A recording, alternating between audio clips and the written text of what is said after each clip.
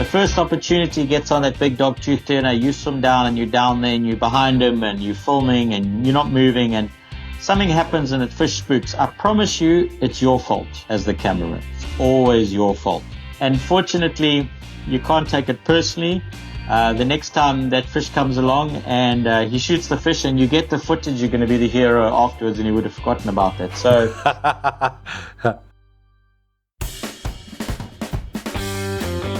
Massive episode today. Barret Harvey from African Spearfishing Diaries. This guy is off the chain. I absolutely love this interview. Really looking forward to digging into this. Today's Veterans Vault is a focus around making a living as a professional spearfishing cinematographer.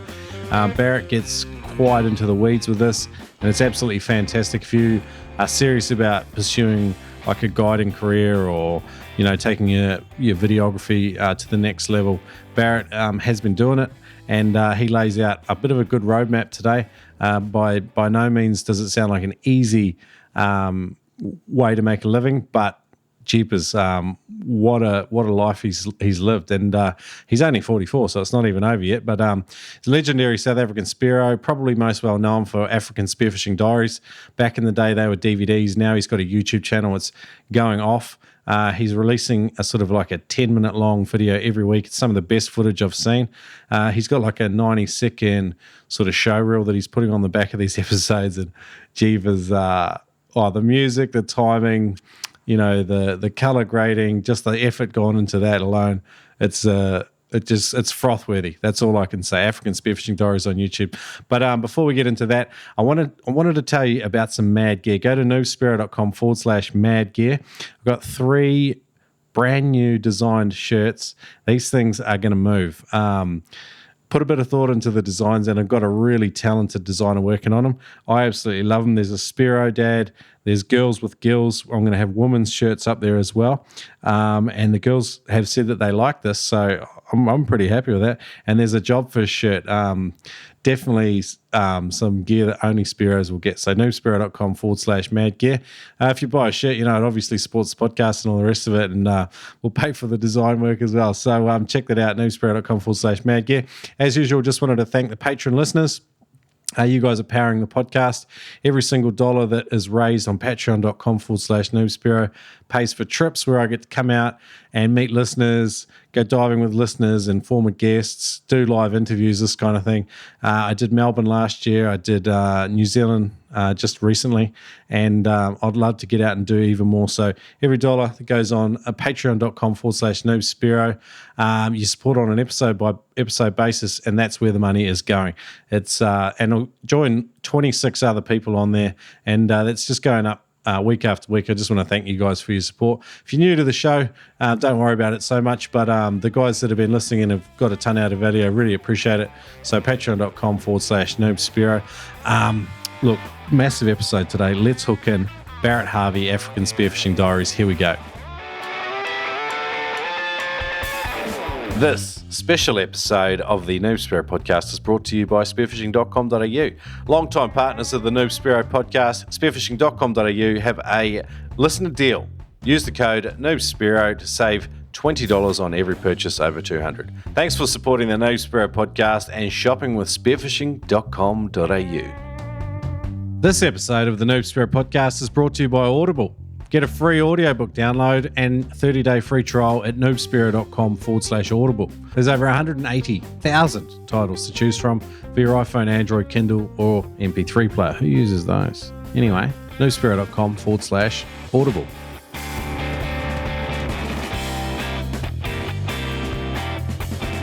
G'day, Noob Spearo community. Welcome to the show today. You're in for a real treat. He's a little bit of a cult hero of mine in the spearfishing world. It's Barret Harvey. Welcome to the show, Barret. Thank you very much. Good to be here, and thanks for having me on. Yeah, and we've gone through our tech dramas, which is it's quite often the case, so thanks for bearing with me. No problem. I think I'm also a little bit challenged when it comes to this. I just like stuff to work, that's it.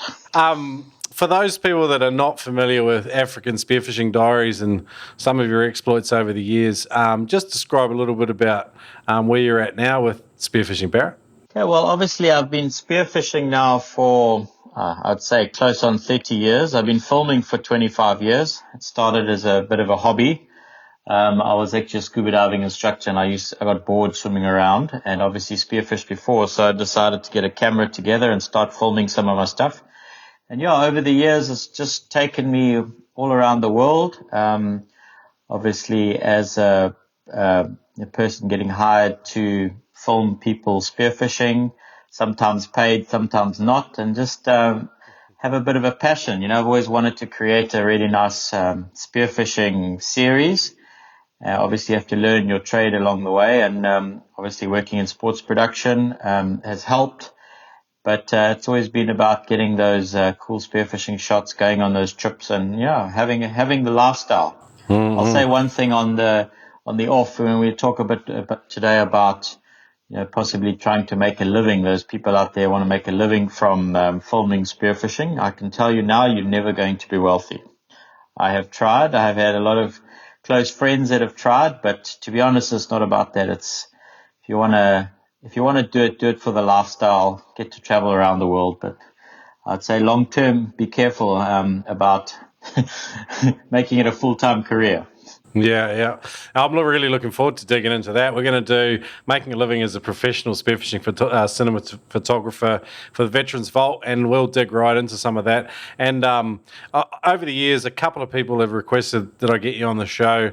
Again, I touched base with thinking about getting on your show when I had Chris Dillon on from Spear Junkies. You were heavily involved in that project, and I think I've peripherally been aware of you the whole time, but you've recently sort of fired up your YouTube channel again, and you've released 2 phenomenal videos within the space of a couple of days.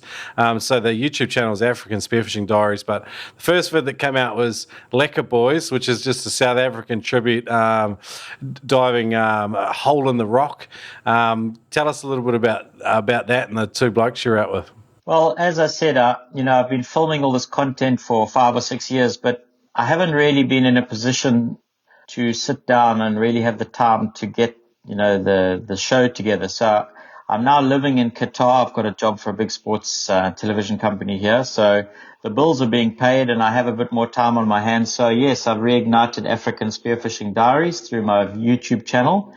I've put 2 videos up, but I can tell you that I probably in this 8 to 10 minute format, I'll take a guess, but I've probably got another 30 to 40, 50, 10-minute episodes, 8 to 10-minute episodes already shot. Mm-hmm. So those will be releasing. I'm going to release at least 1 a week for however long that takes, and I'm quite excited about that.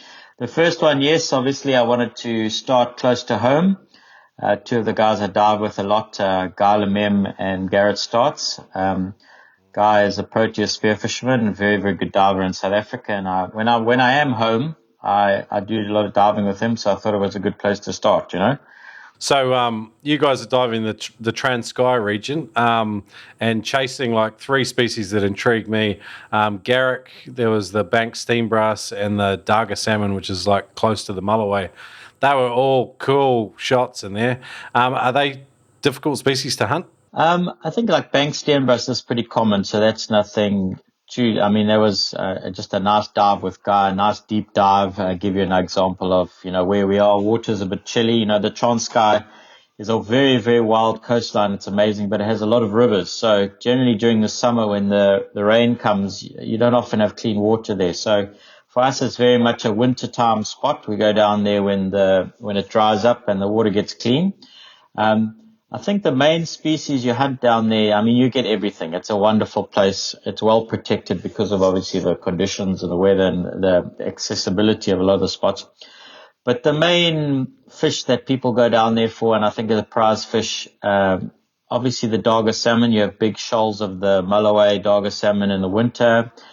But the prize South African fish has to be the black mussel cracker or the punskop, mm-hmm. which is endemic to South Africa, and anybody worth his weight of gold wanting to shoot a really mean, difficult fish, the black mussel cracker is the one to go after, the punskop. And in the Transkei, you can actually get them in quite shallow water, which is quite rare. In Natal, where we're from, generally you have to be a 25 to 35 meter diver in caves, and they're very, very smart fish, especially the big ones. They've been hunted there.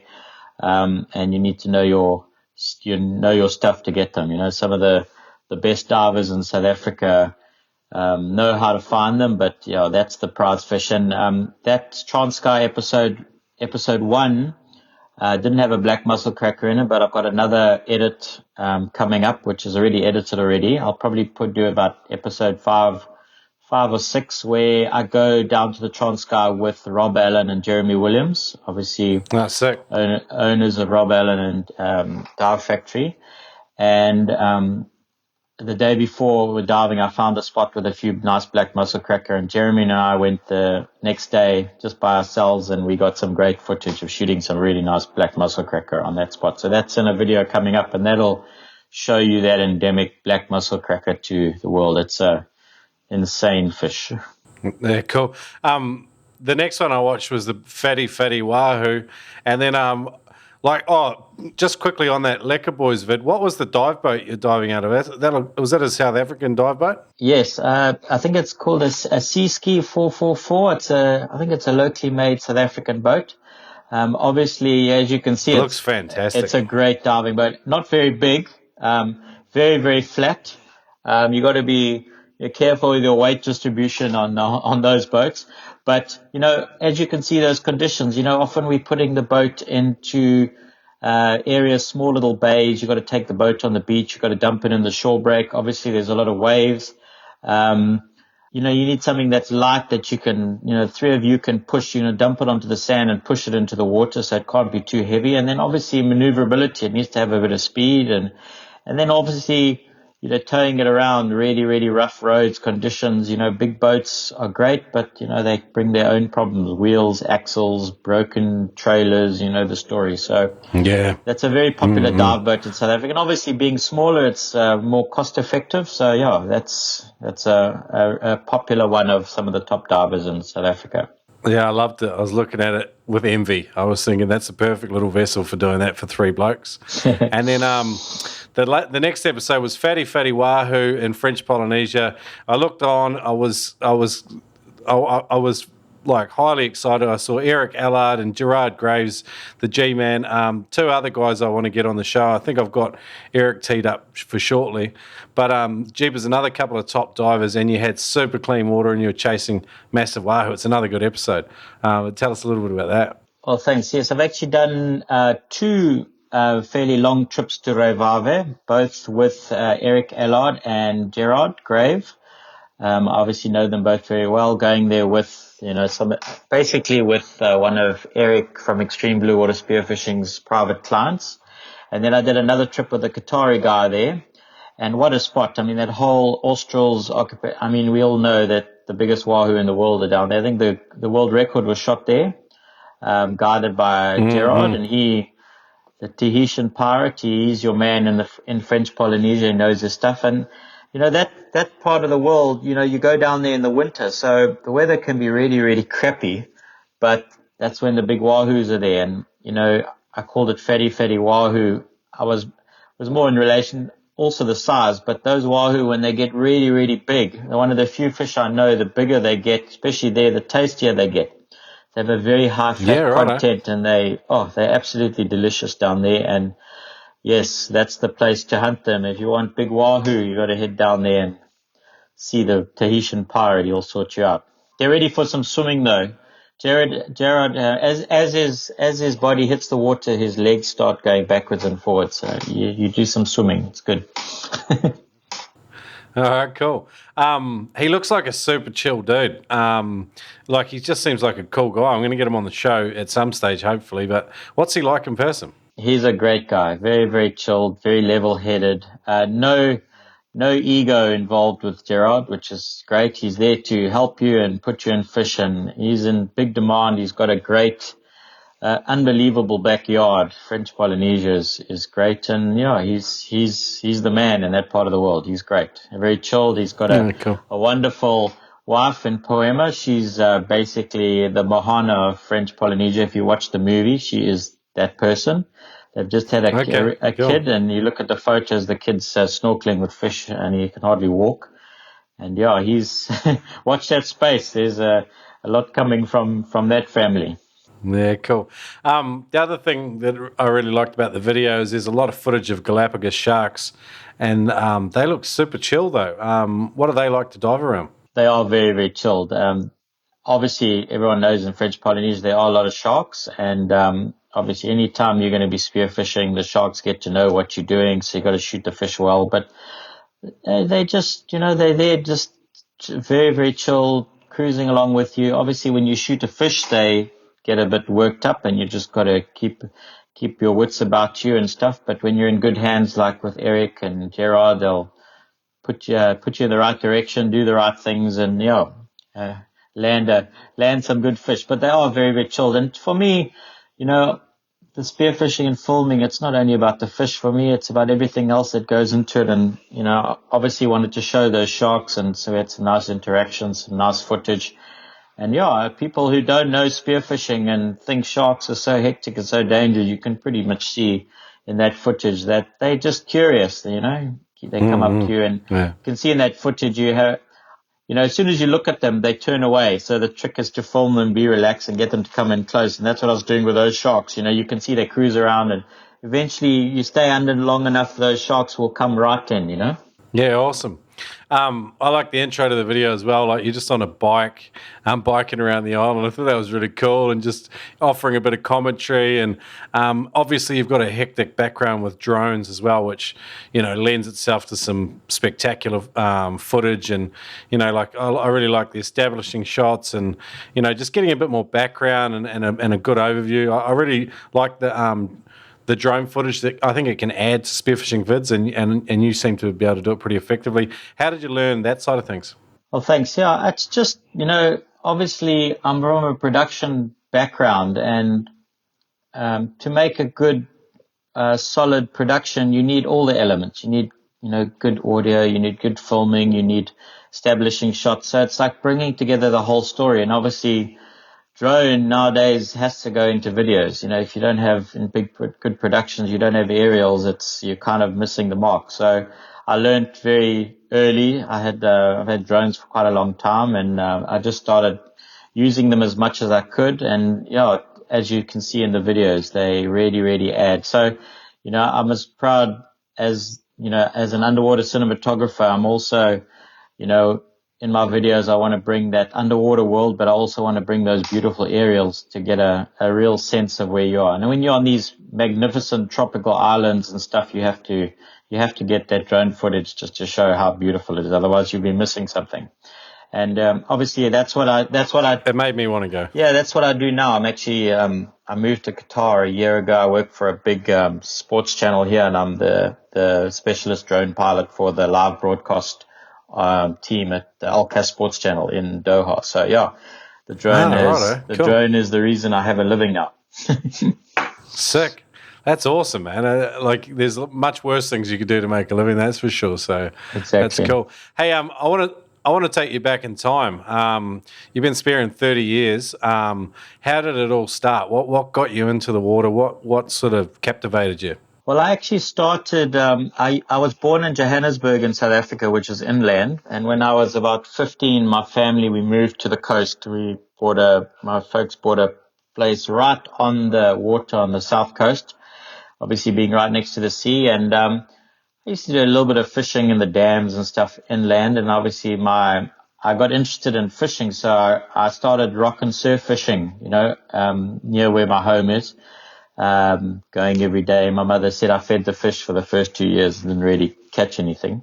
And a friend of mine, a guy called Carl Henze, who lived just down the road from me, very young guy, but also a very, very good spear fisherman very quickly. And him and I started fishing together, and obviously to save money, you need these sinkers and all these nice lures, and a lot of guys used to get them caught on the rocks. So we got ourselves a mask and snorkel, and we used to go and collect the sinkers and the lures and the stuff from the rocks. And while we were in there, we would see some crayfish and see some fish, and that perked our interest in, wouldn't it be cool to actually bring some of these back with us? So that's kind of how it started. And once we discovered spearfishing, we put the rods back in the garage, and I don't think we ever went back.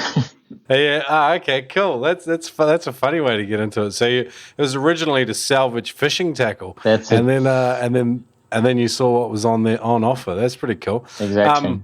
How did you guys figure it out? You were just down the road from Rob Allen. Did he have his equipment out by then? Was there some guns on the market? Yes. So Rob, I've known Rob pretty much.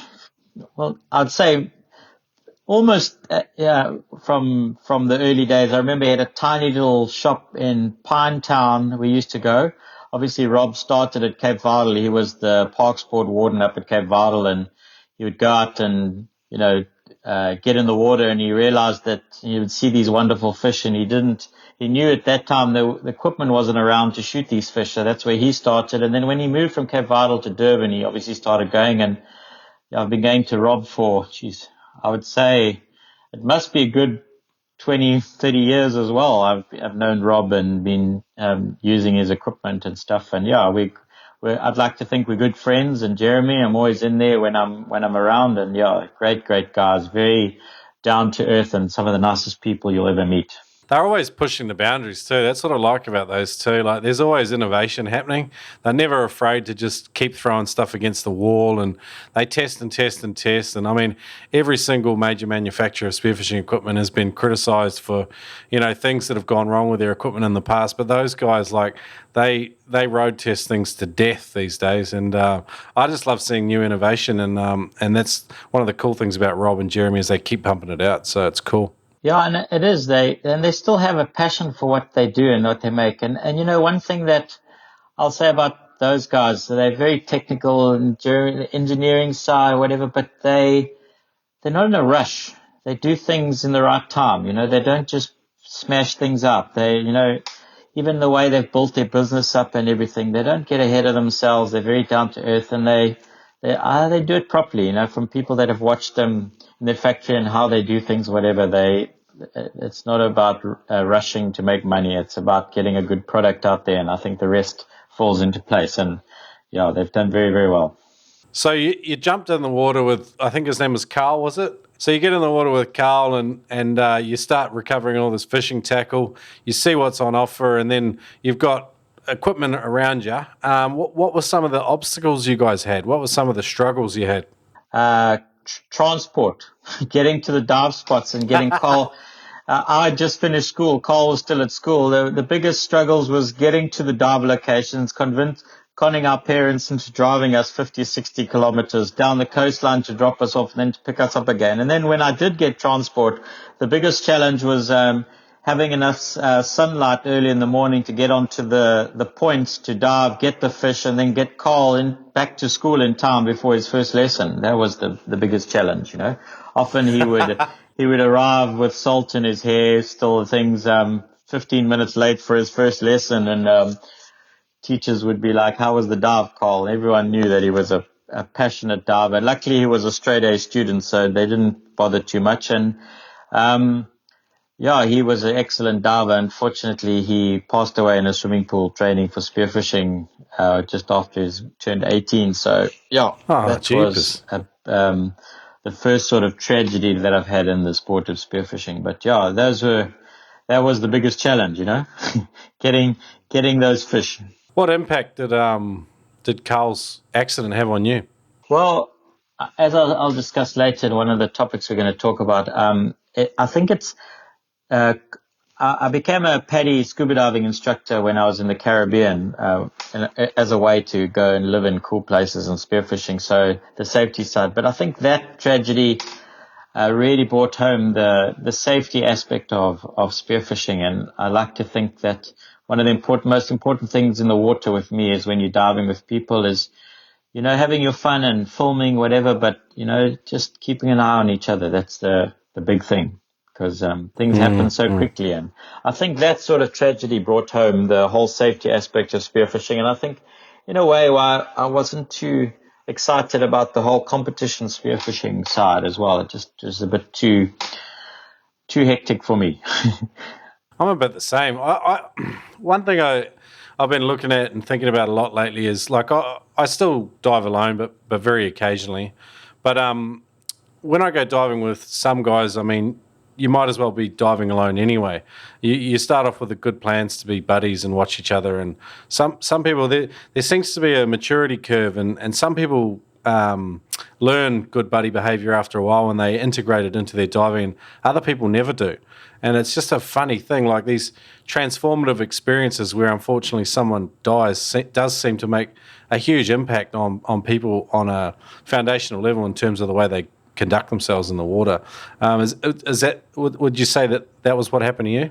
I think so. And also, one of the things I enjoy spearfishing. Listen, I've dived with some unbelievably good spearfishermen, and I'll say that most of the best spearfishermen in the world have a bit of selfishness to them, and that drive that actually makes them really, really good, and that competitive and wanting to get the fish before someone else and get down there and whatever. And I think without that, a lot of the top spearos wouldn't be the top spearos. But personally for me, I spearfish for fun. So if I go for a shore dive with a guy, I want to dive together. I want to, you're competing for the same fish and that sort of thing, but I'd like to have the, similar experiences and be able to, hey, did you see that? Remember that? Dive together when you find a hole and there's a whole lot of crayfish in the hole, go work that hole together, because it makes for some fun experiences. Nothing better than watching your mate get bitten by an eel in the same hole that you were about to go into, have a good chuckle and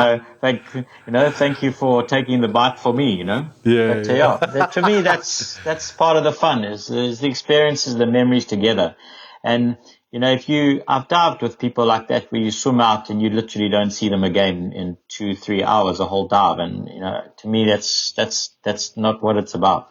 Sometimes I go with it, I'll admit it, because sometimes there's a joy in diving alone as well. But I think there's a greater joy in, like you say, like enjoying it together. But it's just these questions that a lot of guys battle with for a long time, I think. So it's good to have that discussion again. But I wanted to move on, but talking about good times and stuff, what's one of the best days you've ever had out spearfishing? You've done so much diving. I mean, you've probably got dozens of experiences, but what's one that really sticks out to you? Well, to be honest, a lot of my diving started at a place called Efafa Point down the south coast of KwaZulu-Natal. And for me, one of the best, the things that if I look at spearfishing, the really, really fun days is driving down there early morning in the winter months. Obviously that time of the year, the water can be nice and clean. It's a little chilly. The sardine run is around, so there's a lot of activity with birds and dolphins. And arriving there before sunrise, and I've got a good friend, Brendan, who has a beautiful house right on the point. I've been diving there for 30 years. It was his father's little bungalow before it was his. It's now his. And then meeting Brendan, having that cup of tea, sitting there in the dark with maybe one or two other divers that have driven down and heard the water's good, and waiting for that sun to come up to see if the water's clean, and then eventually realizing, glaring at that water in the dark to see if it's clean, and realizing it's clean. Then the hustle to get those wetsuits on and get down there onto the point and swim out and, come through the waves without getting killed on the rocks, if there's a bit of surf, and sitting in the right spot and just waiting there. And it's a patient game. And, some people like, reef fishing and, like getting in, got to be active. I enjoy that sort of sitting on the point early morning. Those garrick, that's the big thing you go for, garrick or darga salmon or queen mackerel, in which we call the Natal snook. And you sit on that corner and it's a nice big drop and clear, and sometimes you can sit there for an hour and nothing happens. And then all of a sudden there's just fish all around you, getting those fish or action straight away. Also, you can go into the white water and you can get the white mussel cracker, which is quite fun. Also, sneaking into the white water and getting out there quick enough before the waves come and getting crushed onto the rocks. And you sit there for 2 or 3 hours, then you swim out deeper to, I don't know, it's sort of 15 to 20 meters in this deep reef, and make your way along the deep reef, trying to get some fish, and then obviously catching your 8 crayfish, swimming back in, going to Brendan's, dumping all your gear and fish off, having a cup of tea, then waiting, an hour or two, and then going back out for another dive. And, sometimes we would dive the whole day, do 2 or 3 dives, and just the camaraderie. And, that's to me is a lot of fun memories. And then obviously I've been lucky enough to have gone to all the best spearfishing destinations in the world, and they all offer their own unique joy and pleasure and different experiences. And yeah, it's a lifetime of good memories, and that's well, hopefully I can share that with everyone now. That's what I'm trying to do. Yeah, man, I'm enjoying it so far. That YouTube channel of yours has got one big subscriber and me. I'm enjoying just the releases. Hopefully I can keep up with them. What's like, I know when you've been spearfishing for 30 years, someone asks you what's one of the most special fish you've ever taken. It's probably like, it's too big a question to ask because there's too many species. But if you could just pick one and really sort of take us there on the day, what story would you tell? Sure. To be honest, some of my best memories of fish is filming other people shooting them. So I have got some, I've shot some lovely fish. I've shot in Zanzibar. I shot a nice big king mackerel over 30 kilos. On Ufafa Point in 5 meters of water, I've shot mulloway of 30 to 40 kilos. I've shot on that point, I've shot quite a few king mackerel from the 25 to 29 kilo to marks. Those are sort of the fish that stand out. In that first Transcar video, I shot that nice salmon on that drop. It was, a good memory. Yeah. Yeah. But I think my biggest memories of fish is with the camera, being close to. It has to be at Latham Island. Down there, sitting at, doing that. You drift up onto that edge with a 3 to 5 knot current, trying to time your dive properly, and sinking down to between 25 and 30, just over 30 meters, and just hitting the right spot at the right time and watching those massive dogtooth tuna swim in. I've been surrounded by, I've probably been, within shooting distance of probably at least 10 to 15, maybe 20 dogtooth tuna between the 90 and 120 kilo range before. And that's like, that's mind boggling, Sometimes you're all alone, you're down there and you're like, where's your client? Where's the thing? And it's just, they're incredible fish. And it's challenging, big current, deep, and just those are the moments, managing to get that fish on film. And if you're down there with a client, filming them shoot a big dogtooth tuna is quite incredible. And then just they're not the smartest fish. I think dogtooth tuna, they pretty much, it's timing, being in the right place at the right time. Once that fish is coming towards you, you'll generally carry on coming towards you, but it's all about timing. And then the just hell that breaks loose after you shoot one of those fish is just mind boggling. That's the fun part, That's the memories. Well, maybe you could tell a story of one fish just that you've captured on video for a client. What's a special fish that you've captured on film of a client taking? What's something that really sticks out to you? Well, I think I have one client from Qatar. It's his name's Dr. Jamal Al-Khanji, and I've been diving with Jamal for must be 7, 8, 9 years now. I was living in Zanzibar, and he came as a client to dive with Eric and Nigel at Extreme Blue Water Spearfishing years and years ago. And I got introduced to him and, offered my services for filming. And I remember diving with him for the first time. And, he was maybe a 15 meter diver, 10, 15 meter diver. And it was a struggle. And then over the years, having watched him grow as a diver and get better and better, and always being there with him and helping him build up his confidence to dive deeper and deeper and deeper. And recently, this last year, or a year and a half ago, he came to Latham Island again, and watching him dive to 40 meters and shoot numerous big dogtooth tuna was quite incredible. And being there with him, he shot fish of, I think it was 70, 80 kilos. I think he dropped one or two that were well over the 100 kilo mark. And, oh, wow. Being there with him and diving and, getting the timing right, sinking down. Now, some of the fish we were shooting at, between 30 and 35 meters, and watching what a wonderful diver he's become. He's really, really become an exceptional diver. Doing the last trip I wasn't with him, but I know he was doing 40 meter dives on the drop off and 3-4 meter currents with a big Alamani gun. So it was quite impressive. And I think that fish, filming him shoot those 80 kilo, 90 kilo doggies on Latham, that was really, really special. And that's off Tanzania, isn't it, Latham Island? That's correct. So off the southern tip of Zanzibar, you head out probably, I think it's 40, 50 nautical mile. And there's a small little island called Latham. Obviously, the land part is small, and then it's got a massive atoll that you dive off, and definitely hosts some of the biggest dogtooth tuna in the world. I know the unofficial world record, where Cameron O'Connell was shot there, and Oh, wow. Unbelievable spot. Yeah, cool. And that's Eric Allard and Nigel Spencer's home turf as well, isn't it? That's correct. Yes, they're the mans to chat to go there. Yes. I've been pestered by a few listeners to get them on the show as well, so I'm sure that'll happen sometime in the future.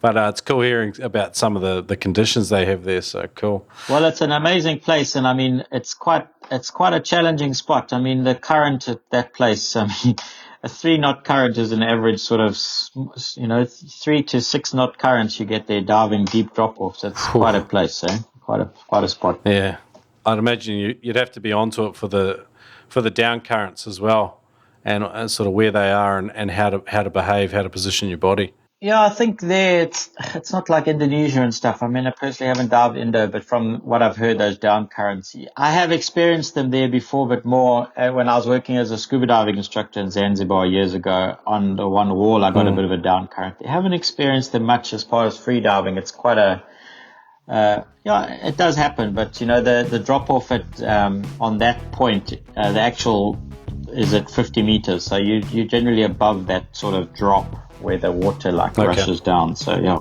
Okay, cool. I've never heard of a spearfishing business where you could say, crikey, mate, to save some money, but nevertheless, here's a first. As usual on the No Spearo podcast. Head into Killshot Spear Guns. They're in Ismarata in the Florida Keys.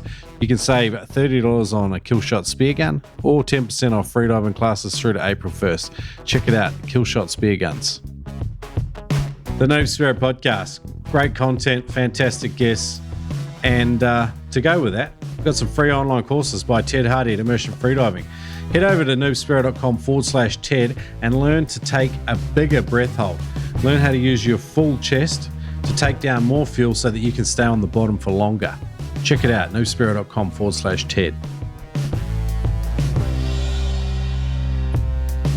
Let's go into maybe your favourite species to hunt, and maybe your favourite or even just your favourite hunting technique in general. But I find sometimes it's better to use the hunting technique on a species because then you have a little bit of context around it. So can you think of a species or a hunting technique that you really love? I think just your body language, out in the blue water, obviously filming and spearfishing use very similar techniques to get close. And I think it's just reading. If you want to talk about hunting in the blue water, I mean, there's obviously a reef and you lie on the reef and wait, that sort of thing. But being in the blue and you're in crystal clear water, I think hunting techniques as far as, making eye contact, your body language and stuff, getting close to fish is a technique I use as much for filming as spearfishing. I mean, we all know wahoo. To me, wahoo is one of the easiest fish to get close to, but people really, really struggle to get close to them. And basically, it's all about not ignoring them. Basically, if you want to shoot a wahoo, just pretend it's not there. Turn your back, turn your eyes away. They're very inquisitive, but as soon as you move towards them or get your eye contact with them, they don't want to come near you. It's maybe in French Polynesia where they're big enough to eat you, that you can swim towards them. But generally, they come in. If you can actually turn your body and look away as much as possible and wait till the last minute, they'll generally swim right up to you. But as soon as you kind of show any interest towards them, that's when they turn around. And it's the same thing with anything else. Sharks. My hunting technique is your body language, how you move, where your eyes are, to get fish to come in close to you. And obviously with your cameras, you want those fish to come in as close as possible. I don't know if it's true that you have a spear gun, the fish doesn't come closer, or they come closer with a camera, but it's the same techniques, trying to make yourself small. Don't look at them. Don't move towards them. If anything, swim away from them, swim in a sort of intercepting course to them, to get close. Okay. And it's quite tough in the blue, especially when you're diving in 50 meters of water. They know exactly they can see you, so you have to develop those techniques. Those to me would be the most important for my application.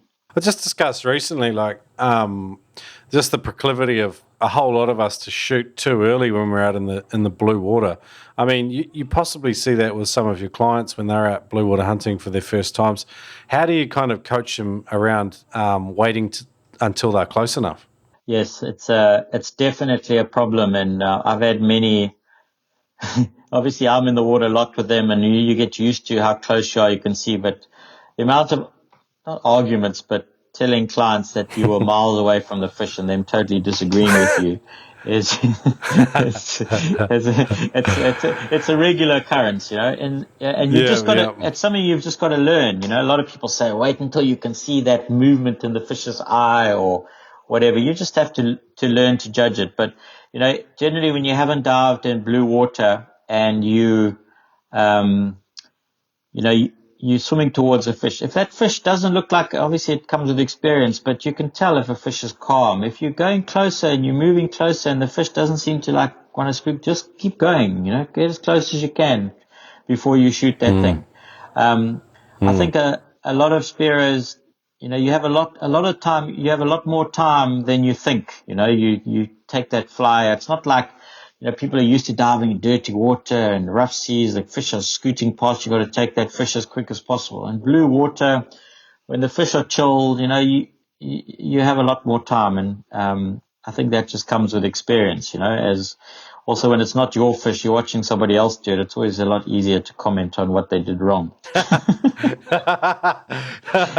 which is not always taken in the best way. But yeah, that's the thing, Yeah.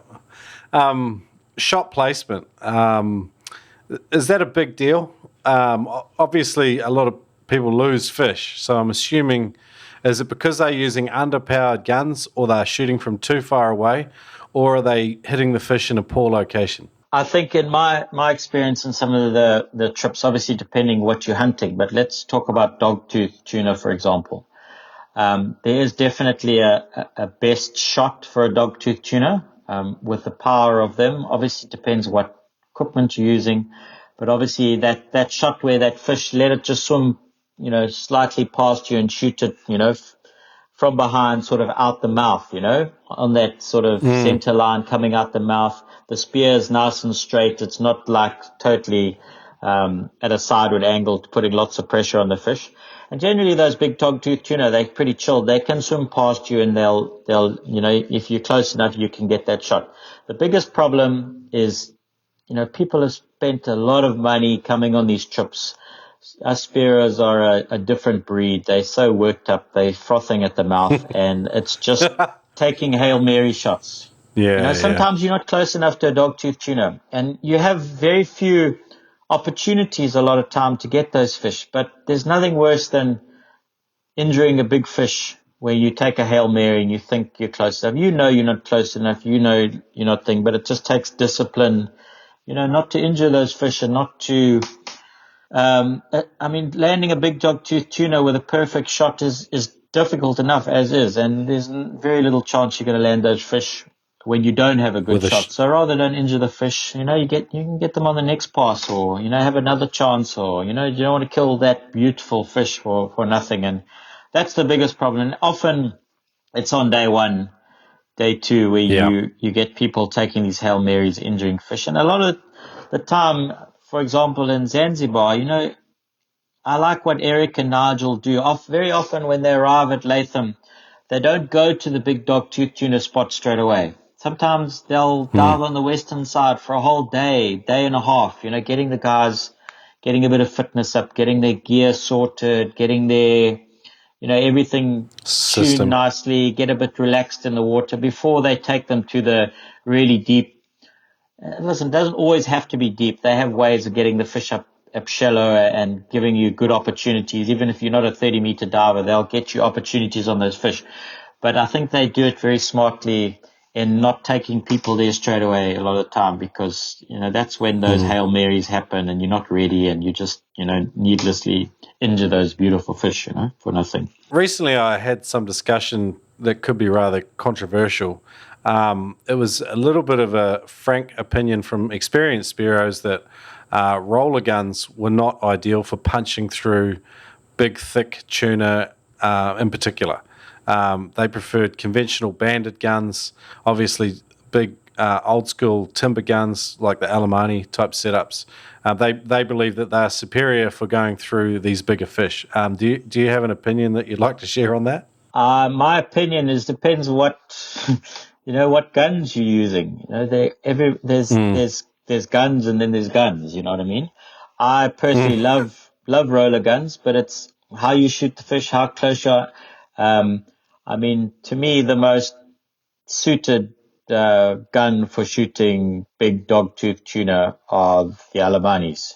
Just because I've been close enough to seeing enough big dogtooth tunas being shot with Alemani, so obviously maybe I'm a bit biased, but to me, you need a gun for a big dogtooth tuna. You need to hurt that fish as much as you can, and there's very few guns that are big enough, or how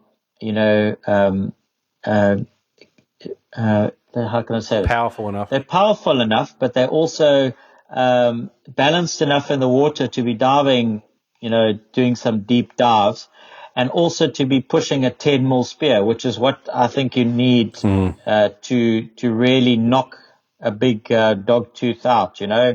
A 10 mil spear really makes a difference, and there's very few good accurate guns that can push that shaft and give you the distance that you need. At the same time, just because you have a big roller gun, whatever, I think people make a lot of mistakes that they think they can shoot the fish from further away. I disagree. I think you still need to be close and make sure you get that spear through. I think that can be a negative for some of these big roller guns, thinking that you don't have to get close to the fish. You still have to get close to the fish to give it the effect. But for me, I love roller guns. I use in here I live in Qatar. There's some good fishing. My favorite gun at the moment is a Rob Allen Carbon 1.1 roller. Oh, his rollers look sick. I love them. No, they're lovely. They seem excellent. And I think that's the optimal length for that Rob Allen roller, that 110. Personally, for me, it's got great distance. It gives you full power right to the end of their range. They're super accurate, and for me, that's the gun. I've got a 90 centimeter double roller that's fantastic for everything local, but obviously going out to some deep reef and targeting blue water stuff, I'd probably want to go a longer length as well. And the Rob Allen's something I've looked at. The price point's a little bit intimidating, to be honest. But, just for a gun that I'm not going to use very often, I've never even really been out on a dedicated blue water trip yet, although it's definitely around the corner. But it's something I'm looking at and considering, maybe even sharing with a friend or something like that, just to sort of balance the costs out, But cool. Moving on. Toughest situation. What's one of the scariest things that's happened to you in the ocean, and sort of what ended up happening, and what did you learn from it?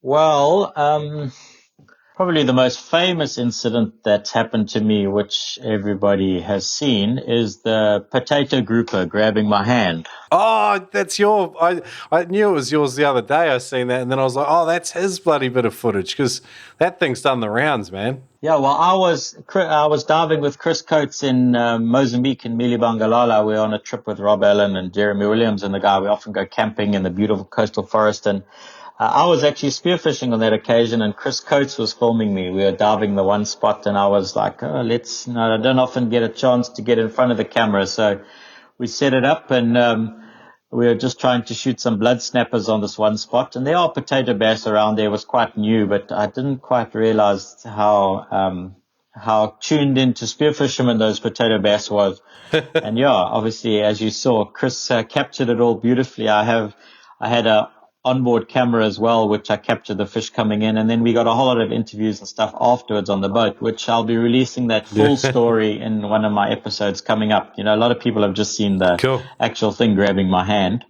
but that was one of the. But it was fun. We were down for a long time. Obviously, it was a bit of a dangerous situation, but in that, I don't know, it was just very calm. I just knew I had to get my hand out of its mouth, and that's what I did. Yeah, you didn't panic. at all. I'm going to have to link this video up in today's show notes so people can come and have a look at it, because it's well worth having a look at. So if people go to noobspearo.com/, we'll do Barret, Barret. I'm going to link that video up just so people can have a look. But yeah, you didn't panic at all, and it was kind of surprising because, gee, it was an intimidating experience. It was a big bloody fish. Yeah, I reckon he was around about 90 kilos. So yeah, and I mean, I think when you calm, I was down there, it's very calm, relaxing. It's survival instinct. You do what you have to do, and luckily it came naturally. But I think it's just spending a lot of time in the water. You learn to be calm. It's the way it is. So you were on a wreck, yeah? No, we are on a reef. On a reef. I was on a reef. Yeah. Okay. Yeah. Okay. And you've shot a fish, and this thing's come out of nowhere. Yeah. Correct. Yeah.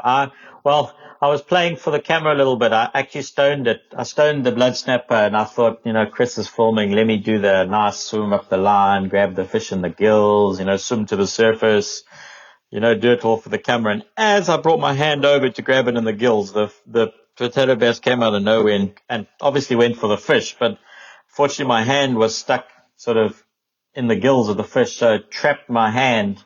Yeah. And it didn't want to let go. So I kind of pulled against it, and it kind of reversed against me, and it didn't want to let go. Obviously, the only way I could get my hand out was to put my other hand inside its mouth, and to push against it to give myself some leverage to rip my hand out. And I ripped my hand quite badly. It wasn't so much the cuts, because it has very small little teeth, rakers. It was more the pressure. Burst a couple of blood vessels. And you'll see by the video, our hand was really swollen up. But yeah, it was a good laugh. And the funny thing was, so it swam off with the fish, which we got footage of, and the gun, and my gun. Yeah. And it went into a cave. So we obviously had to go get my gun and stuff. So Chris and I went back down to film the grouper. So I got footage of the potato grouper sitting in the cave with a big fat stomach. And I'm down there and I'm filming it, whatever, and we're doing the shot and everything. And then I hear Chris, bloody idiot, going underwater. And I look up, and there's another blood snapper above the cave, and he shoots the blood snapper right above the grouper's head. I was like, we're slow learners, us spearfishermen. Anyway, that was fun. Is that a spearfisherman thing, or was that a South African thing? Yeah, I don't know. I know we are a bit special in South Africa when it comes to things that seem to bother us and not bother us. I suppose it's just where we've grown up diving, Did you obviously you reacted calmly, you got your hand back out.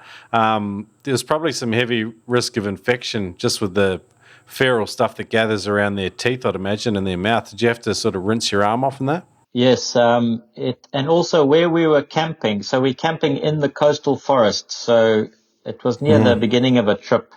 Luckily, we had Mr. Rob Allen on hand, and he had some very, very good stuff. I'm trying to remember what the name of it is. So he always has it with him that we use for any cuts. And, you're in that moist sort of tropical conditions. I definitely had to keep it clean as often as possible. But we used stuff was invented during the First World War that the guys in the trench used to, put on their cuts and everything. And it's got a bit of peroxide and stuff. When you remember what it is, I'll put that in the show notes as well, because I'm not quite familiar with what you're referring to. Yeah, it's excellent. Most pharmacies, and the thing is, it doesn't burn. It's super cheap. You go into a pharmacy and you ask them to make it up, and it's unbelievable. I'm trying to think what it's called. It sounds like an essential thing to have in a first aid kit, particularly if you're doing like long trips to remote areas. I mean, obviously, a lot of Spearos have got onto the fact now that you want to have a tourniquet and a really good first aid kit, particularly if there's no medical care within a fair distance of you. But that sort of a cleaning agent that's not going to kill you. It's actually I remember the name. It's called Usol. Usol, and it's basically a bit of peroxide where you put it on and you leave the wound open. But I've seen people with like little infectious, those little cuts you get from fishing and stuff that have almost started to go, off. They put that stuff on and it sorts it out quickly. And literally it costs nothing. The guys in the pharmacy, I think they don't sell it because, we've had a laugh with Rob sitting around the campsite thinking, we should we should rebrand the stuff. We should put it in a bottle. We should maybe add some chili into it, so when you put it on, it stings you a little bit or something, make people think that it's worthwhile. But I just think it's too good and too cheap to make anything from it. And it's cool. It's University of Scotland something. It's a very old thing around, but it's excellent for fishing trips. Useful. Cool. All right. Was there any other takeaways from that experience? Obviously, you got to pay attention when there's big potato cod around or huge groper species. But I mean, that's kind of an obvious thing. Was there anything you changed or did differently after that? Well, I definitely did. when you up until that moment, they were just potato grouper. Obviously they're protected in Mozambique and South Africa, so potato groupers are definitely I have to say, the most aggressive fish on the reef, more so than sharks. I used to live up in northern Mozambique, and I've seen those potato groupers literally ramming, the brindle bass. Oh, wow. 3 times the size of them, having a go at them, rushing towards sharks and chasing them away. And the thing is, when they don't get hunted, then they totally become totally aggressive. Well, they're not scared of you in any way. I did notice, I must admit, after that incident, every time I lay on the bottom, there were some really, really good spots. The one spot we were lying on this ledge, probably 28 meters. And I remember lying there and lining up on a green jobfish, and I'm about to pull the trigger, and a very rough coral and this deep drop off, and I'm lying on the bottom. I'm with a reel gun. And something said, look around, and there were literally 4 big potato groupers just staring at me going, shoot it, shoot it, shoot it, shoot it. They knew exactly what was going to happen. I actually didn't shoot the fish because I just knew it was going to be complete chaos. If I shot that fish and it reefed me up, it was just going to be too much effort. Headed back to the surface.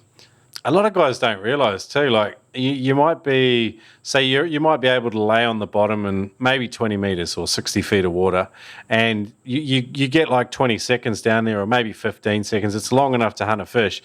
But if you shoot a fish and it holes up on you, jeepers, it's a pain in the ass, because all of a sudden you find you actually have to be a much better diver to get the bloody thing out. So sometimes it's not worth the hassle. Exactly, and that's the thing. Being a thinking diver, thinking spearer, I wouldn't say I would by no means claim to be a great spearer. I just love doing it, whatever but watching some of these top divers, it's a proper reef hunting and diving deep and getting fish out of caves, and it's a proper skill, which I don't claim to be anyway brilliant at, but it's, there's a lot of techniques. And as soon as you add current into the mix, if you're lying on a reef and you're deep and you're worried about getting reefed up, unfortunately most spearer wouldn't even be thinking anywhere near that part. They're just thinking fish must die, that's as far as they think, and then deal with the fallout afterwards. Personally, I like to cause as little hassle as possible. I'm right there with you.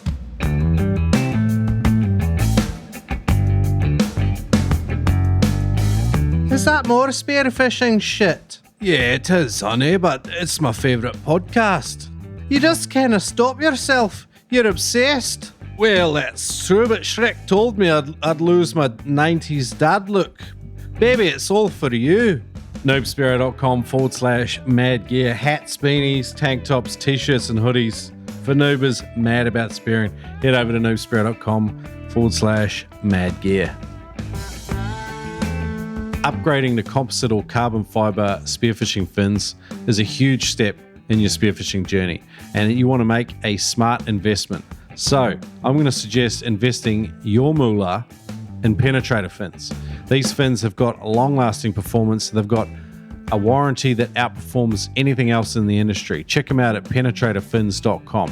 Their before and after sales service is absolutely phenomenal. These fins are being worn by champions all over the world. Check them out at penetratorfins.com. For a limited time only, use the code NOOBSPEARO to save $25 on any purchase of composite or carbon fiber fins. Check them out, penetratorfins.com. Hey Barret, let's move on to Veterans Vault. So we've got an intriguing topic today. We're gonna dig into making a living as a professional spearfishing cinematographer. You're possibly one of the only. You'd be one of 5 or 6 guys in the world that's been able to do this as successfully as you have.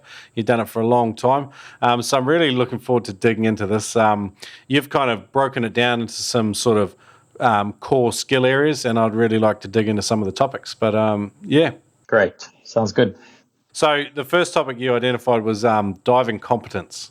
So this thing, that doesn't happen overnight, does it? No, and that's the thing, to be a decent underwater cinematographer, to film spearfishing, or to do anything where you're not concentrating on your diving, you're concentrating on, doing a whole lot of other stuff within your diving. I mean, it goes without saying that you should know how to free dive in some manner before you can really start becoming good at filming spearfishing. Obviously, there's different levels of filming spearfishing, whether it's just filming yourself spearfishing, or but if you want to make a profession and you want to make a living, you need to be a decent diver, because a lot of the time you've got to be down there a lot longer than the guys you're diving with. You got to, to get those different shots. Often you want to be down there before he comes down, let him come down, film him, and watch him go up. So the better diver you are and the more relaxed you are, obviously it goes without saying that it helps. I wouldn't say that you have to be a good spearfisherman to be a good, cinematographer of spearfishing. It definitely helps in that you know what to expect. You know what the fish is going to do. You know where to find them, what looks good. If you're on the bottom, a good place to hide, away from the fish, so that you're not, messing up the fish for the other guy. And, when you're diving on the bottom, often you're down there. You're diving with really good divers. The last thing you want to do, if you don't have the fitness or the skills, is, you've both been lying on the bottom trying to bring in that nice green jobfish, and now you run out of air. The worst thing you can do is bolt up, scoop that fish away from the diver. He's not going to be too chuffed with you, So for you, like obviously you've dived for a long time, but what were some of the conscious things you did to build your own competence as a freediver? I think I was lucky just to spearfish, before I started filming. So I had a good run of spearfishing, and we used to do a lot of shore diving in South Africa, and we'd dive sometimes 5, 6, 7 hours a day. We'd be in the water, and a lot of the places were inaccessible. You were walking, you were climbing up these big hills, you were carrying your fish. So you just got fitness, and you just became good divers, diving in those tough conditions and becoming fit, and working out your own skills spearfishing before I actually started the filming side of it. And it's just time in the water, just getting fit. Funnily enough, I've only become about 8 months ago. My wife here in Qatar, she wanted to get into freediving, so I did my first freediving course. So officially, I've only been a freediver for about a year. So, what's your take on freediving courses? I think they're great. I think there's a very big difference between being a deep free diver and being a deep spear fisherman. You can learn to, in a free diving course, you can be taught to free dive to 30 meters in a week or two, but to be a competent spear fisherman at 30 meters will take you a few years to become really good at that depth and be able to work at that depth. And that's the difference, I've been on trips with guys that are some of the deepest free divers, record holders, whatever, but put a gun in their hand and chase a dogtooth on a drop off at 25 meters, and it's not the same story. And they've said to me, this is a different skill, and it's a different thing. But I definitely think that free diving courses are a great thing, and the guy I spoke about earlier, Dr. Jamal, who's become such a good freediver, he's the guy that started International Spearfishing Academy. So he's the one that's built it up. And yeah, cool. That thing looks crazy. I've seen him become a 40-meter diver and, build the course with Chris Coates and some big names. Ryan Myers has helped him out a bit, and he's got a really good course behind him. And I think courses like that are really good because they're incorporating the freediving skills with spearfishing. So it's kind of bringing the two together. I know other people have done it as well. my good friend Dimitris Kolias had a good thing going over there in Greece as well. And yeah, I think mixing the two. But I definitely, if you haven't spearfished before and you want to kind of get into it, a freediving course I think is a good way to start. Cool. All right, interesting. So it does, like, in terms of a skill set you need for potentially becoming a professional cinematographer, though, it does sound like a journey of years to build that diving confidence. Yes, you need to be competent in the water. You need to know what you're doing, and you need to build confidence with your clients that, they believe in you and they, know that somebody, at the end of the day, if you want to make a living from it, you're going to have to, you get that guy to pay you money to film you. And they're not going to do it if you've just started spearfishing out in general, Yeah. Okay. Cool. All right. Number 2, you had camera, equipment, and application within the spearfishing environment. It's a technical skill set to learn the old camera stuff. What I would say to people who want to film, you need to know what your application and what your outcome is, what the end goal is. To be honest, I filmed a lot of clients for a long time with GoPros, they're brilliant cameras for what they can do. I mean, at the time, in the early days, a lot of it was filming with GoPros, and that was because I couldn't afford to buy big fancy camera housings and that. You're trying to make a living, you're trying to travel, you got to pay your expenses, and sometimes, but it's whatever camera you use, it's to learn to get the best out of that equipment, and work out what you're gonna do with the footage, or you're gonna output. Like, if you're filming for clients, you want to make a nice video and that sort of thing. They just want to use they just want a nice video to upload to the Instagram or the YouTube. You don't need to be diving with a red or a $30,000 rig. Obviously, if you're making yourself a nice feature film or that, the better the quality, the better. And also and then it comes down to size, your freediving ability and stuff. The bigger the camera, the bigger the housing, the more difficult it is to get the shot. So sometimes you get this wonderful equipment, this big housing, whatever, but you can't actually do as much with it because you're restricted to size or whatever it is to get that. So work out what your goals are, what you want to do.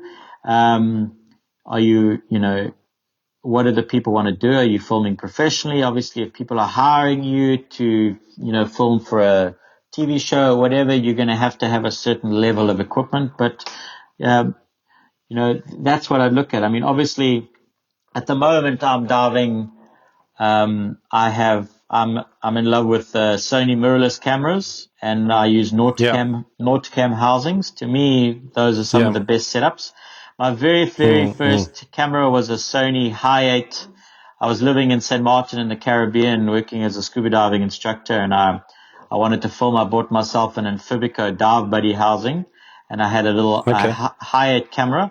It was actually quite a massive thing. And I remember in the early days going into Rob and him helping me out and strapping that huge housing to the bottom of a barrel and swimming around shore diving with this big housing coming with a spear gun going out the top, and actually using the housing handles to swim around and to film, and then taking it back and shooting with that. Obviously the mirrorless have come out there. You can get a really, really small camera in a small rig with very, very high quality and excellent low light. So that's my camera and housing of choice. And then obviously you need to back it up with sort of action cams. The GoPro is the ones that I use the most. When I'm filming myself, I like putting it either on my head, or I have like a little spear gun handle that I've strapped a GoPro onto the top. So that gives me that movement of moving it around and spearing with the other hand. And then obviously the Sony action cameras are very, very good. You can attach them. And then obviously the new Paralens is very, very good. The little pencil cam. Yeah, they look good. I personally haven't used it much, but I really like what they've done there, and it does seem very, very good. It does seem like a good way to get your foot in the door. Do you believe in that, starting with something small and manageable and then steadily upgrading? Or I think that's a good way to go. Listen, it's difficult. To be honest, it's difficult enough to film spearfishing, with all the elements and free diving or whatever. And it's like, I'll give an example. How often do you phones, these iPhones and stuff. We walk around, we all take wonderful photos, and everywhere we go, we take a nice video, take a phone, and look how much we use it. A lot of people are sitting with a beautiful big Canon or Nikon at home, and how often do they actually use that thing? Because it's just a pain in the ass sometimes, getting it out, the lenses. Yeah. It's just, just make life as simple as possible for you. If you want to make your own little videos, get yourself a GoPro, strap it to your head, or get a little handle, or get a paralens, put on your mask, and make life as easy as possible for you. Obviously, if you're going into the professional side, you need to have a certain level of quality and, being able to get the different angles, and you need different things to do that. But I would say, try and make it as simple as possible within. And also, you're on the ocean.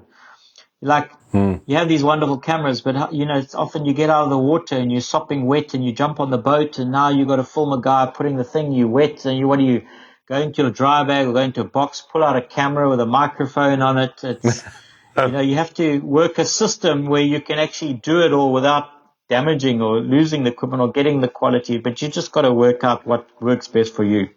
Cool.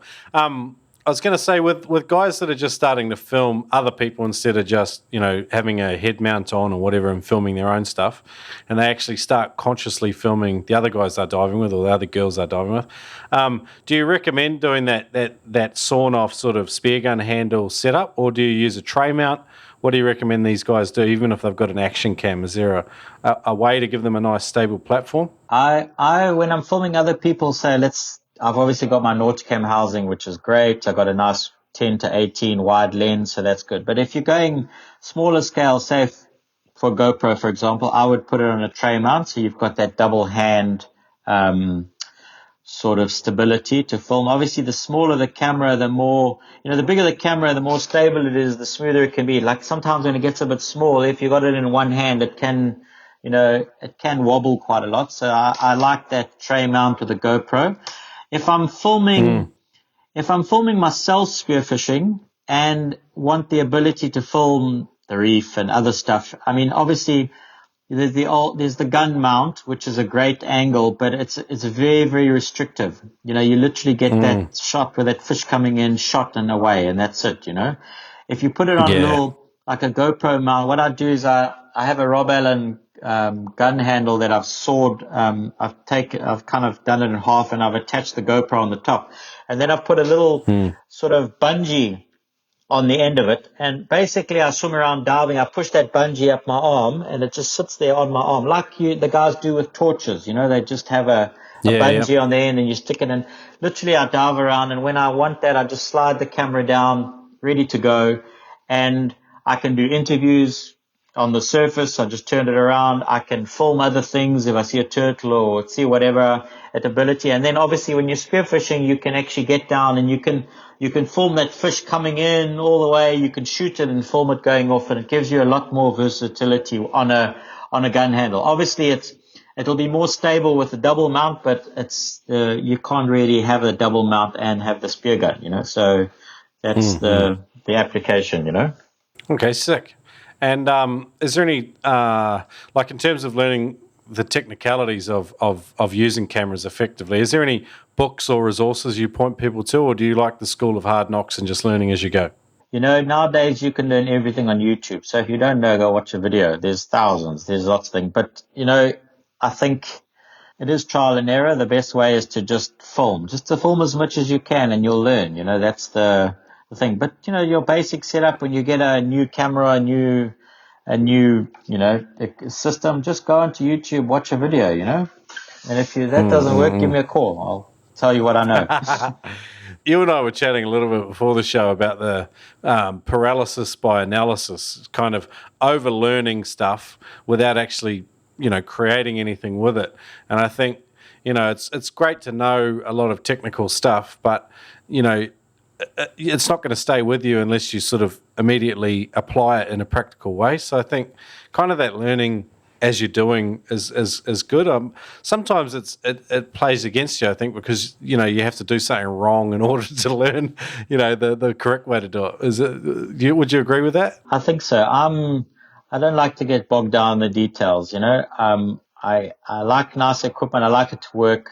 I need to know that if I point it in the right direction. It's going to do what I want to do. Obviously, there's a certain amount of technicality that goes into it. When you get a bit more advanced with your actual big cameras and housings, your depth of field and your focus and all.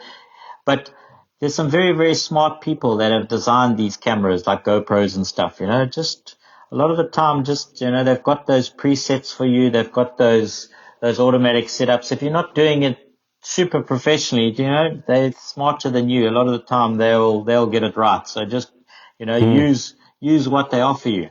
And, Okay, cool. yeah, don't get too bogged down in the details. Get something good and reliable. And, we all know what the good things are. Take those hands out the pocket and spend the money on the good stuff and use that. Okay, item number 3, and we've kind of been discussing some of the elements of it, but production skills. Okay, obviously I have a background in sports television. I had a company in South Africa. We did a whole lot of television shows for the local, the sports channel that goes through Africa. We did a fly fishing series of 52 episodes, and you obviously learn production quality in doing that. Now, I like to think that I've been able to bring that to Spearo. I didn't always know that. It's something that I learned along the way, but there's a lot of different things that goes into a good all-round spearfishing video. Now, obviously, there's a lot of videos that are up there that are people filming themselves and doing things, and they, music videos, music montages. But I think if you really want to create a good production for a client or for a TV show, you need, it's a skill that you definitely need to develop. So it's telling a story. For me, that nowadays the cameras are getting smarter and smarter, and people have said to me, aren't you afraid that these cameras and stuff are gonna steal your job and whatever? I'm so happy that these cameras are around and people are learning and being able to do more things. But telling a story is still a skill that a lot of people don't have, and it's very, very simple things. It's like you're going for a day of diving, and a lot of it, you will, when you sit down to make that edit, you need all the different elements to tell that story. A simple thing as from walking to the car to the boat, or going from the boat getting into the water, or you need those little links, and that comes with a bit of planning and a bit of time, and knowing that those are the things that you need to create a good story. Like you're talking about the first video, getting to the location, launching the boat, getting out there, getting establishing shot with a drone, putting on the gear, getting in the water, after the shoot doing a little voxy to bring the story together, tell them what's going on. Those are all little production things that you learn, and you have to be disciplined and you have to be on it all the time. You can't, if you're going to decide to make spearfishing films, and you want to be good and you want to be consistent, you have to always be filming. You can't, I'll get that later, or don't worry about it, I want to get in the water and spear. You have to be you have to get it. It's just the way it is, you know what I mean? And you can't miss a step, because you can have especially once you start producing films in quality and you do it in a certain way, then when you don't have that element in the thing, people notice it, like, oh, where's that part of it, So you've got to be on it. And I mean, there's different elements to the production. There's obviously the telling the entire story, which is one thing I'll say. The other side is the filming it. Then there's the whole sound side of things, and how do you get good quality sound? Because there's nothing that messes up a video worse than bad sound and crappy sound. To be honest, you also got to play with, like, I know what good sound is, and I have microphones and that, but it's not always applicable when you're out on a boat and it's howling wind and it's wet, and you've just got out the water to get another camera out with a microphone. So then, is the sound coming through a GoPro good enough? Yes, you can get decent sound from a GoPro, but you need to know how to hold the thing so that you're not making noise with your hands. In the water, how to hold it if you're going to do little voxies. And then also, is the GoPro sound good enough for the application? Where are you going to put this video? If you're going to send it to a broadcaster, they're not going to like GoPro sound, or to a certain extent, they'll take a certain amount if you filmed it, but you have to, do that. You have to be disciplined and know how to get the best result with what you're using and in the conditions that you're working in. And then obviously there's So carry on. I was just gonna interject a little bit. For guys that are wanting to add like a little bit of narrative and storytelling to it, do you recommend like a lapel mic or something basic like that, just to improve the sound quality a bit? Definitely. If you can get yourself a little microphone, or a little, sort of gun mic on the top of your camera, there's some brilliant little ones like Rode do a very good little micro, microphones Shotgun. that go on shotgun mics, put a little right load fluffy on it to knock the wind out. But a good narration, like I'm trying to stay away from doing any voiceovers on my videos because I like it to be as natural and as live as possible. And to do that, you have to be constantly filming little voxies, filming little things on the surface. Hey, I come up from a dive. Okay, well, this is what's happened. We've just done this. You need to narrate the story there and then, and to me, that's the best way to do it. This isn't always the easiest, and it takes a bit of discipline to always be, going up to also with your client, putting that camera in his face after every so often and getting him to say something so that when you do the edit, you've got that little voxy in that piece that just pulls it all together and you don't need to do any voiceover. Voiceovers are great and there's definitely a place for them, but I prefer to try and keep it as real as reality as possible, Yeah. You've got a very natural style when you talk to the camera. Have you got any mental tricks? Because I see some Spearos that try to do the narrative stuff, and it comes across sometimes as very contrived and almost painful, like they almost resent the fact that they're having to do it. And I get it because sometimes it's work and you just want to go spearfishing. But what's kind of how do you approach like speaking into the camera when it's just you, like with a selfie stick or something like that? Well, I think you touched on something that I was going to mention later. You need to, it's one of my topics later that the next topic is role definement. You have to decide, are you a cameraman or are you a spearfishman? Because it's very difficult to do both. So if you're going to be professional and you're going to make good quality videos, you can't be thinking, I couldn't be bothered to do this. I want to go spearfishing. You need to do it. That's just the way it is in that moment. You need that voxy and you need that thing to build it together. And it's okay to be a spearfisherman who films or but just be realistic about what it is that you want to get out of your videos and what you want to do. Okay, cool. And we missed one. It was customer skills and safety trust. Was that that's another sort of silo of skills? I mean, for sure. So I think I'd like to this whole journey of making a living from spearfishing is making a living from filming spearfishing is tough. I can tell you that right now. I mean, it's wonderful, but it's about a lifestyle. And I think there's a couple of us out there that have managed to have this wonderful lifestyle, to be able to travel, to go on these wonderful trips and, be good enough that people trust you and they'll pay you to go on the trip. But one of the biggest things that you need, and to be honest, the only way you're going to get people to take you on these trips is if they like you and you get on with them and you're not an ego and you're not difficult. And, when you're in the water, it's very, you can't, yes, they're paying you to film them spearfishing, but you've got to remember that the most important thing for that person is to get that once in a lifetime trophy fish. The filming of it, although you, in your mind, thinking this guy's paying me to film this fish, so he should automatically do this and stop here and do this, whatever. But your job is to be as invisible as possible and to capture him catching that fish. You know what I mean?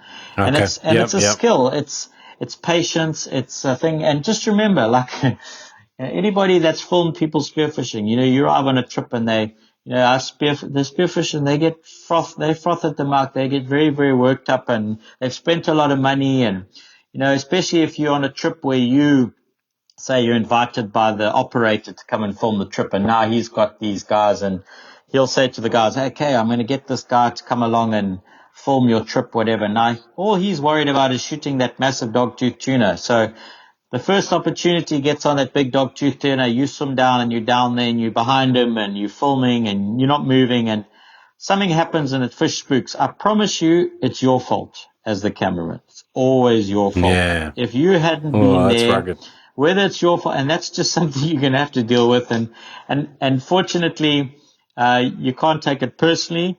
The next time that fish comes along and he shoots the fish and you get the footage, you're going to be the hero afterwards, and you would have forgotten about that. So I think that's that's one of the things, and just building a relationship. Like I've got, I worked with the guys in Zanzibar for a long time, and I've worked with them for 7 or 8 years, and there's that dynamic between the operator and the customer and what you're doing in your role on the boat, and is your customer paying for you to be there so the operator is happy to have you there? Are you there to make the operator happy because he's getting Instagram pictures and posts? And there's a lot of dynamic that goes around to just filming. There's a lot of personalities, there's a lot of expectations, and I think that's a skill that you need to develop. And ultimately you need to, when you're diving with someone, for them to trust you. I know I like to think, and I've heard it from my clients, and I like to think that one of the reasons they become better divers and they can do things, whatever, is they know that I've got their back. Yes, I'm filming them, but I'm a competent diver that's always watching them all the time, and it makes them feel comfortable in the water.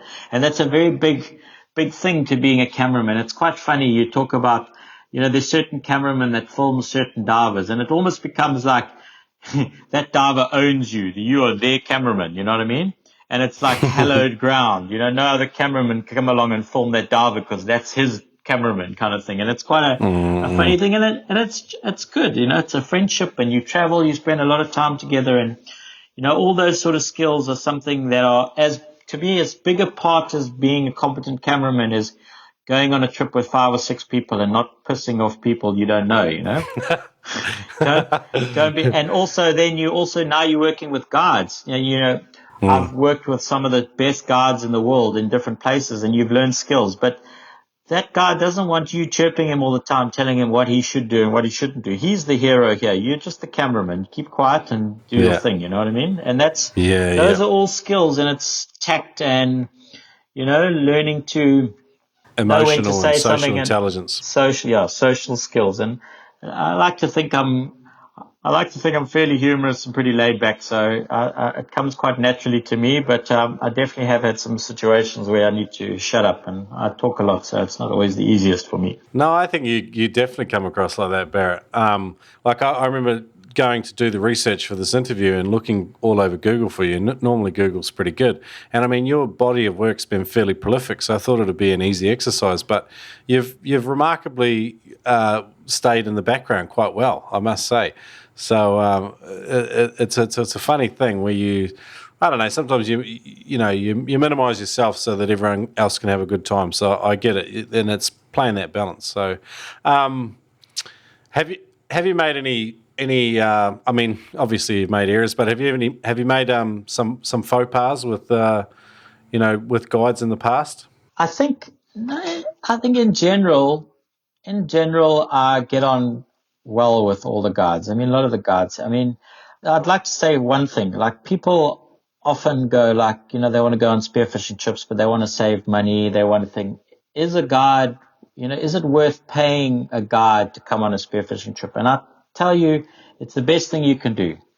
A good spearfishing guide will save you so much time, so much effort. They'll put you in the right place. They are worth every cent that you have to pay for them. And saying that, there are guides and there are guides. Like, a professional guide is someone that his sole purpose is to put you in fish. Okay, he is a spearfishing guide. He is not a spearfisherman. You know what I mean? On your trips. He's a guy that wants you to be the hero, and he's not trying to show everybody how wonderful he is. He's purely there to put you into the fish and let you be the hero on the trip. And that's important. I'm lucky enough to work with some of the some of the best guides in the world. And yes, I'm fairly opinionated on some things when I believe in something, and I don't always agree with some of the people I work with, but it's balance, and it's being a grown up, and it's being able to solve these problems and get by, and not ruin a trip. And it's difficult enough, when I did my yacht master course quite a few years ago, and I remember it was a whole month course sailing, and I had a people. And the first thing the guy said to me, it's like when you go on a sailing trip, when you pick a crew, make sure you pick a crew that get on with each other. The skill and all the other stuff go. And it works the same in spearfishing. You go out on a 7, 8, 10-day liveaboard trip. The guys have spent a lot of money. They're very anxious. They want to get this trip. It's a lifetime. They just spent their kids' university fee on this trip, and their wife's giving them grief. And you get on board, and you're in a confined space. Things aren't going well. The weather's bad. You need to tone it down, because you can quite quickly get into confrontation. But it's just life skills. Being able to get on with everyone, and get past that and be honest, and just work through it. And, I like don't be an ego. I think the biggest thing is, don't be an ego. If you want a longevity in this game, and you want people to get on, and you want to just leave your ego at home, because it's your client is the most important thing, not you. So staying in your lane is definitely a big part of it. What about skill set number 7 here? You had ultimate goals and longevity. So a lot of people don't seem to be able to think too far forward. And I've been guilty of it. I think I'm slowly getting better at it as I get a bit older as well. But setting goals and sort of planning your future. I mean, it sounds like becoming a spearfishing cinematographer is a long journey. So speak into that a little bit. I think it is, and right from the outset, I just wanted to produce really good spearfishing content, all round, good production value, interesting, fun.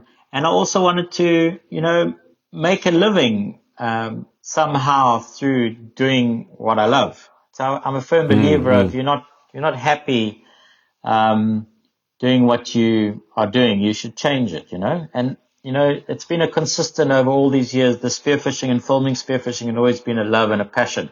And the big trick was obviously to work out how to turn it into a living, or how to somehow benefit from it. And my ultimate goal has always been to make good content, spearfishing content. I've been filming for 7 years.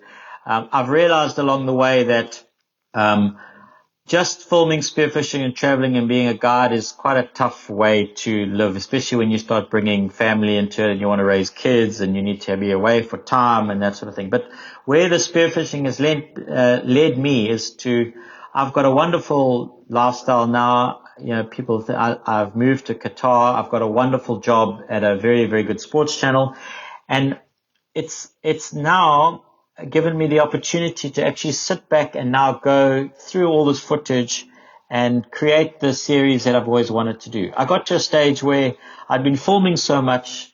I got to the stage where I was like, I don't think I can film anymore. It was just footage, becoming footage on a hard drive, and not actually achieving a final goal. So I've actually stepped away from the actual diving side at the moment. I've moved to Qatar. I've got a good job. I still enjoy what I'm doing. I'm flying the drone. But now my love for spearfishing is going into the editing side of it. And, I dive here locally. There's nice spearfishing. I go out, get fish. I'm going back to the enjoyment side of spearfishing, where I just going diving with mates and getting some dinner, and, so that's bringing me that joy. I've moved away from the stress. Nice. I'm always worrying where my next trip is and how I'm going to pay the bills. I've got a bit of a comfort zone.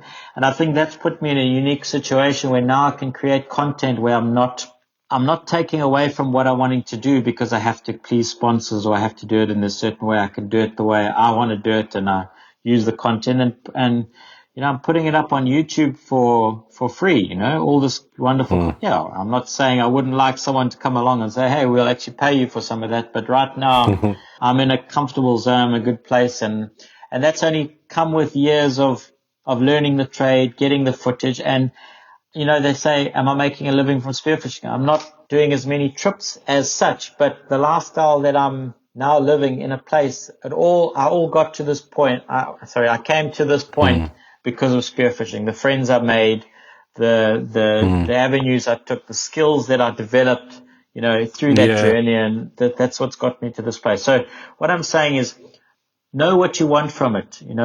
If you want to become a professional spearfishing cinematographer, it's going to take you time to make a living from it. I can tell you that right now. And I would not go into it for the money. I would definitely go into it for the lifestyle, and be realistic about, there's going to come a time in your life where it's not going to be suitable for you to be away or do this, or the other option is find someone who understands your addiction, understands why you're doing it, and have the same love for it. And if you can get them to do it with you, that's first prize, that's first prize. You look at guys like Ryan Myers, he's got his lady in tow there filming him doing his thing, and that's good. You can do it together. My wife, I've taught her how to edit, and she does a lot of editing of spearfishing videos for people now, and she quite enjoys it. So cool. She understands the passion and the life. But yeah, just know what you want and just stick to it. It doesn't happen overnight. It's stuff, and people at the beginning told me, my family, my whatever, that there's no way you're ever going to make a living from filming spearfishing, and I've proved them wrong. Yeah, nice. That's got to be a little bit satisfying, Barret. Passion and belief, you've sort of covered it off. I wanted to talk a little bit, just briefly, about personal integrity, maintaining that throughout this entire process, because sometimes people that are ambitious, they have big dreams and ideas, sometimes they lose their integrity along the way sometimes, and I don't think you've done that at all, and I'd be interested in sort of just pulling back the curtain a little bit and having a look at sort of what's allowed you to do that. Well, thanks. Yes. I just being true, I think. I mean, obviously along the way you get yourselves into situations where, sometimes you're like, I haven't got money to pay bills at the end of the month, and I can, but you have to just I mean, it's not always easy, it's a hustle, it's an industry that's only got so much market and stuff, and, you can do certain things along the way, and you can hustle, and you can overcharge, or you can do this or whatever, but at the end of the day, it's a small industry as well. You've got to keep your integrity, you've got to keep it together, because, it doesn't take, people talk, and it, if you're not doing the right thing, it'll very quickly come back, and it will get in your way, and it'll you'll stop your way forward. So it's nice. I think it's just an upbringing, personal thing. Just stick to your beliefs.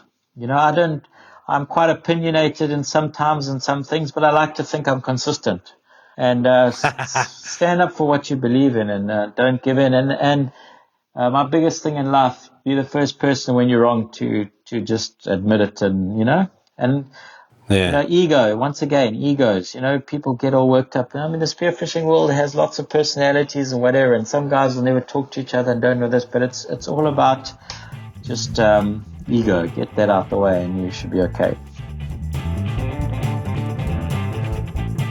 Spearing Magazine, possibly the world's best spearfishing publication. It's a spearing mag for Spearos by Spearos. Part of the reason I like Spearing Magazine so much is because there's crazy stories from Spearos just like you, from all around the world. And it's what makes Spearing Magazine such a special publication. If you go to spearingmagazine.com, check out the article submissions page. There's a full guide to how to submit an article, but I would encourage you to do so, because I want to read about your adventures and inspire everyone else to take on their next spearfishing adventure. That's at spearingmagazine.com.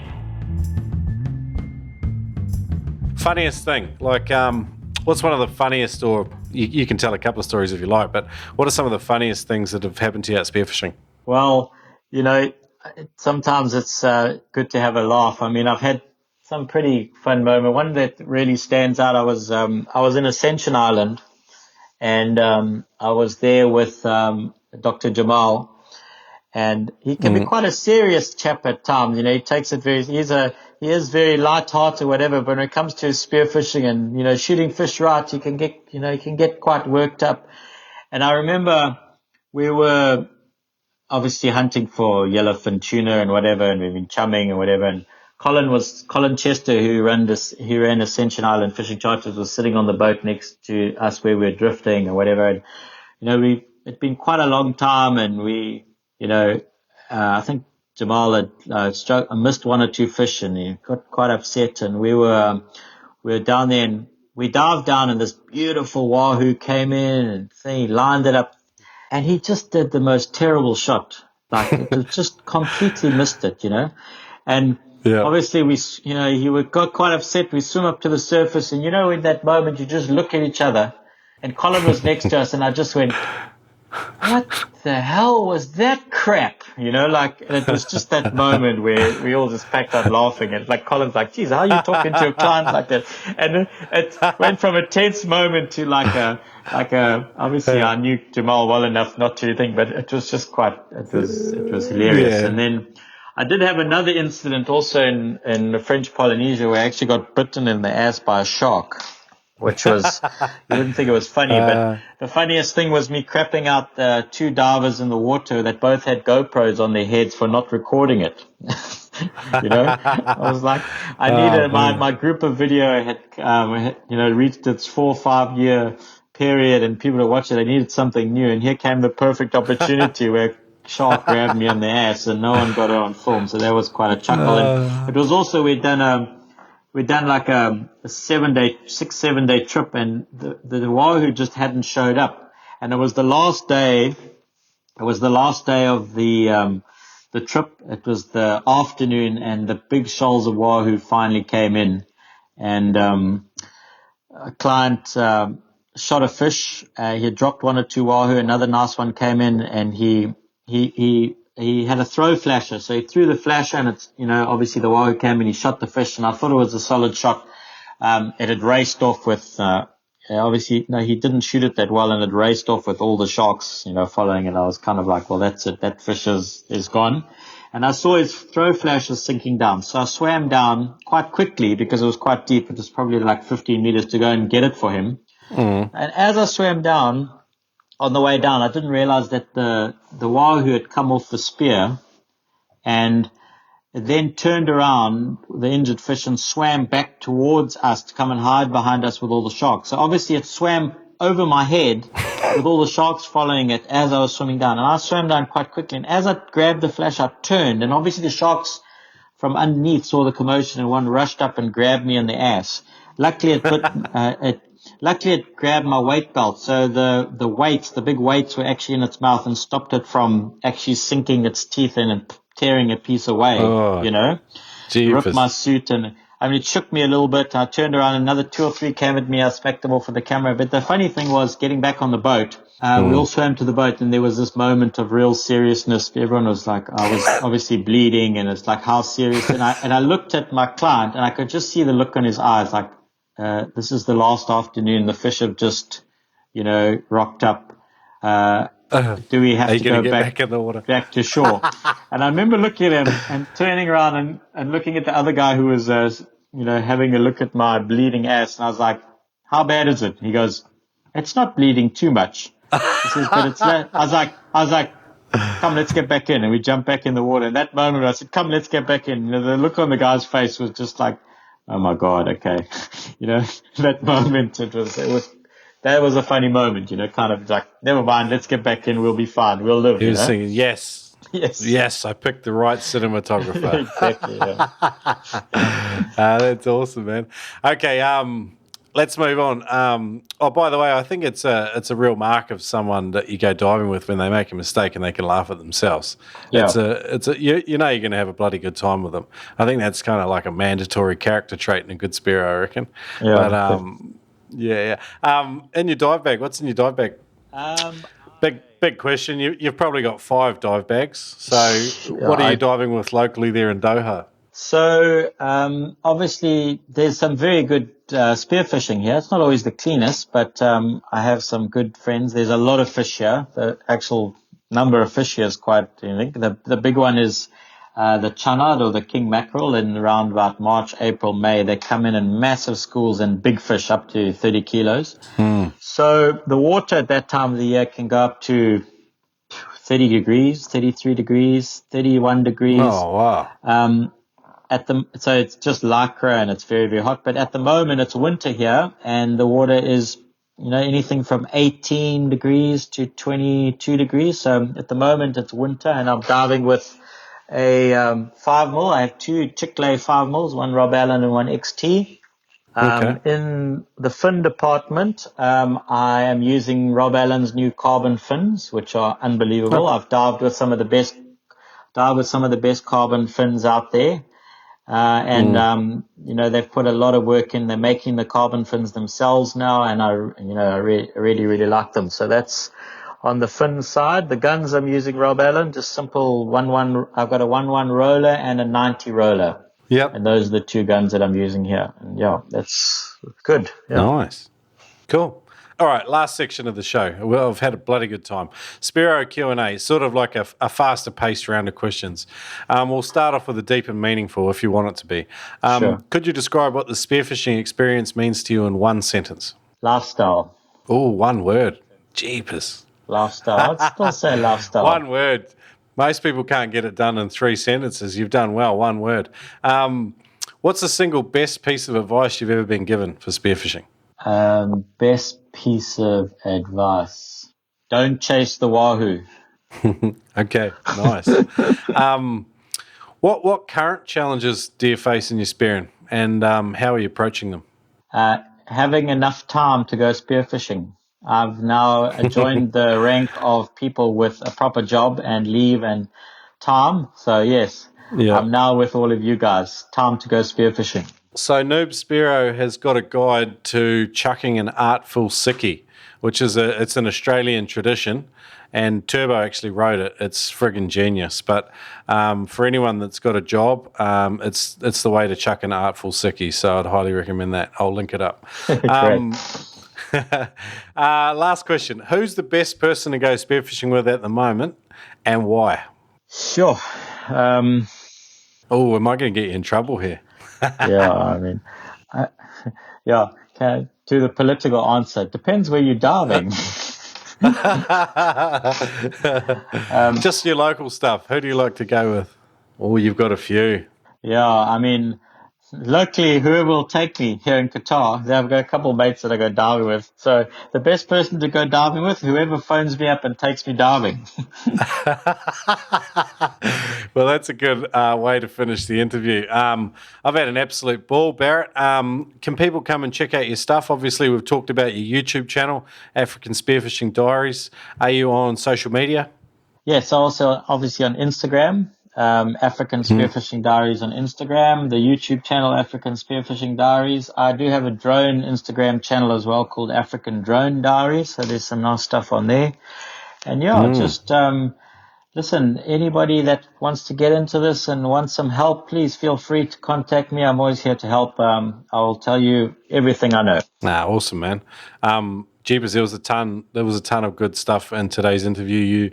You were an absolute pleasure to have on the show, and we'll have to hook up and do something again in the future, I'm sure, Barret. Brilliant. Thank you very much, and please come and visit us. Come spearfishing. Come to South Africa. Come to Qatar anytime. I'll take you up on that. I hope you mean it. I do. All right, cool. Done. I'm in. Great. And thanks very much. It's been awesome, and keep up the good work.